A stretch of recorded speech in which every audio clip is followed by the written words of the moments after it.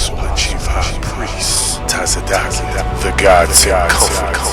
The countdown has begun. There's a lot of Israelites to get to. The end of the world is coming. God's prophet has spoken. The Lord got them Israelites at that last hour. Watch how they come to them Sabbaths. Watch.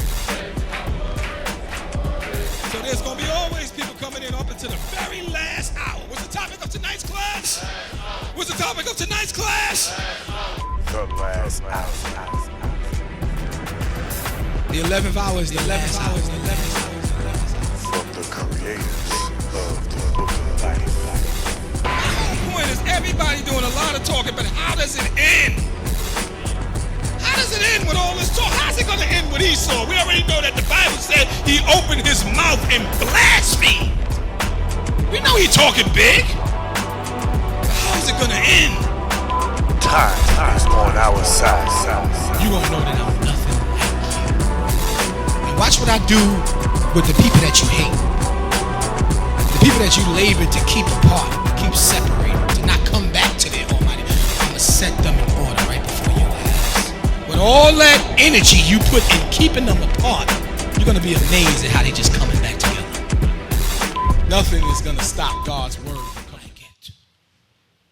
All those chairs, all these chairs, there's people that feel it. They just blameless on the Sabbath doing work in the temple. And that's why those seats are not filled. But we need more space. We're looking for more space now. We're looking for other buildings. It's not adequate anymore. So my whole point is, people think that, and this is how Satan deceives people, that if you're doing right, if you're being righteous, you're doing something for God. Or if you're being wicked, what do you think you're doing? What do you really think you're doing against God? Do you realize, do people on this earth realize that you can't do nothing to God? Do you realize that? Your righteousness don't help God. He don't need you to be righteous. How many of y'all understand that? How many of y'all understand that the Lord don't need you to follow his commandments? Who does righteous, if you're righteous, who does your righteousness help? Huh? Yeah, it's going to help you and it's going to help your brothers and your sisters. Okay? If you're being wicked, who does your wickedness hurt? It's going to hurt you and it's going to hurt what? Whoever you're being wicked to, right? See, people don't get that. That's why the Lord said through the foolishness of preaching, he don't have to do it this way. But the way that he's doing it, it says something about the individuals that is doing it with him. The character of those individuals. The ones that's going to see the work of God for what it is. And going to show him that they get it. They understand what his will is, and they want to show him that they are that type of person that he's looking for. Let's go to the book of Matthew, chapter 13. So, God willing, everybody should leave here tonight with an understanding of what is it that you're supposed to be doing. Because I found it strange. I didn't want to believe it that people in the truth and they don't even know what they're supposed to be doing. Like, why am I in the truth? Yeah? Some people think they're in the truth just to be hearers of the word only and not doers. To some people, this is just something to do on Friday. Then on Saturday, it's open for discussion, whatever it is you want to do. Yeah. The Lord said in Matthew chapter 13, verse 24, read that for me, please. Another parable put he forth unto them. The book of Matthew chapter 13, verse 24. Read it. Another parable put he forth unto them. Okay, this is a parable. This is a saying that the Lord put in an eccentric way to get the attention of people so they can understand what he's talking about. All these parables are true stories. And he said what? Read on. Saying, come on. The kingdom of heaven is likened unto a man which sowed good seed in his field. Which sowed good seed in his field. Okay. The kingdom of heaven is likened unto a man which sowed good seed in his field. Read on. But while men slept. Read it again. But while men slept. Read on. His enemy came and sowed tares among the wheat. Read on. And went his way. Okay, so the breakdown of this, the understanding of this is going to be in some latter verses, but the good man is Jesus Christ. The good seed are the children of the kingdom, is the children of Israel. And the tares is Satan implementing his program, is the work of the devil. That's what the tares is. What God said about a little leaven, leaveneth the whole lump. Once you got one wicked person, the scripture says, among my people are found wicked men.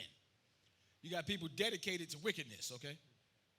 To getting it, to wickedness taking over the whole planet Earth, or taking over a household, or taking over a congregation.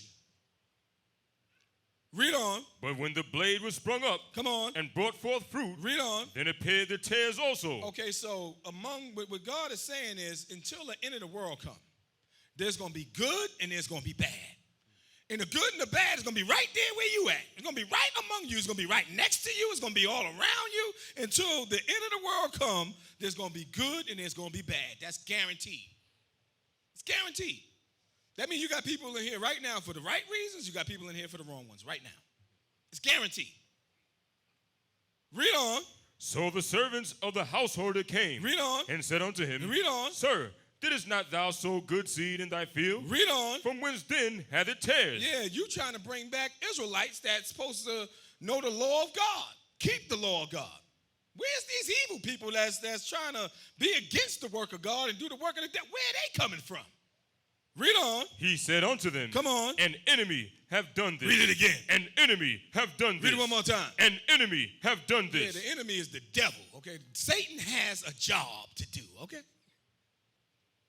And what the believers are, sometimes don't realize is you have a job to do too. Satan is working against God. You're supposed to be working against the devil, period. Period. You're supposed to be doing the work of the Lord, which the work of the Lord is righteousness. When you do the work of the Lord, which is righteousness, that is what makes you righteous. The scripture says, be not deceived, he that doeth righteousness is righteous. If you're not doing the work of God, you're not righteous. Remember? Huh? Remember when they said good master, and Christ said, why callest thou me good? Remember that? Remember that understanding? For none is good save the Father. So the only way that you can be called good is if God is in you. Because you have to be good out of his goodness. If you're not in God, then you're not good. Yeah, a lot of people say, that's a good brother over there. Right? No, that's not how you determine. The scripture says your senses have to be exercised to know the difference between good and evil. You understand that? You good when you with God. When you're not with God, you ain't good. Why are you lying to yourself? Even if you in the Israelite church of God and Jesus Christ, you in the church, and you ain't in God, you ain't good. Being in God is being what? In the work of God. Doing what God is requiring you to do. Being what God has required you to be. If you're examining yourself and seeing that you are not in the faith, then you're not right. How are you righteous if you're not doing no righteous works? Explain that. The scriptures is clear on these things. He that doeth righteousness is righteous. How are you righteous when you're not doing righteous works? You got people think that they there just to be hearers only. Nothing else is required. Well, you know, that's why, the last hour is approaching. Read on. The servant said unto him. What verse you in? Verse 28. Read on. He said unto them. Come on. An enemy have done this. Read on. The servant said unto him. Read on. Wilt thou then that we go and gather them up? And now that's the thing, because the people are, we say it a lot. We know the demons are in here. Well, why don't you just get the demons out? Because Christ said, you know what, let the demons stay. Okay, he want the demons to stay. He don't want no mistakes being made. He don't want nobody jumping up, you a demon. And that's one of the righteous. So he said, you know what? Let my angels handle that. Y'all don't worry about that. You're going to know them by their fruits, okay? It ain't for you to jump up and just tell somebody, get up, you got the devil, and you get out, okay? Their own work's going to do that. It's going to be manifested in time. But if it's not, they're going to stay into the end of the world, and my angels is going to come, and it's going to take them out of my kingdom. Read on. But he said, come on. Nay, Lest while ye gather up the tares, Come on. ye root up also the wheat